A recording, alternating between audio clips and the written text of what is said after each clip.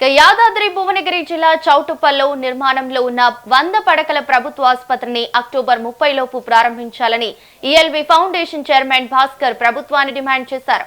ఆసుపత్రిని సందర్శించి పనులను పరిశీలించిన ఆయన ఇప్పటికే 90% పనులు పూర్తయ్యాయని, వైద్య పరికరాల ఏర్పాటు మాత్రమే మిగిలి ఉందన్నారు.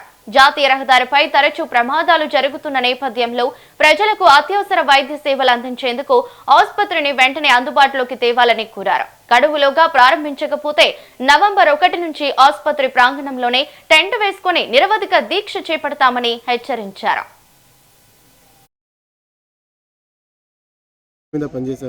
ఈరోజు వైద్యం మీద పనిచేయాలని చెప్పి ఈరోజు చండూరు, మునుగోడు, అలాగే మన చౌటుప్పల్లో 100 బెడ్ హాస్పిటల్ విజిట్ చేయడం జరిగింది.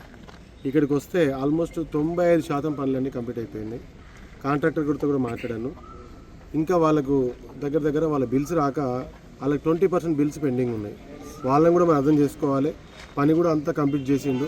కాబట్టి నేను ఏమంటున్నా అంటే ఇక్కడ ఉన్న ప్రజలదే తప్పంత ఎవరిదంటే ప్రజలది, ఇక్కడ లోకల్ ప్రజాప్రతినిధులది, మా కౌన్సిలర్లది కానీ మా చుట్టుపక్కల ఉన్న సర్పంచులు మీరందరూ ముందుకొచ్చి ఈ పని తొందరగా కంప్లీట్ చేసి వాళ్ళ బిల్స్ కూడా మనమే ఇప్పించాలి.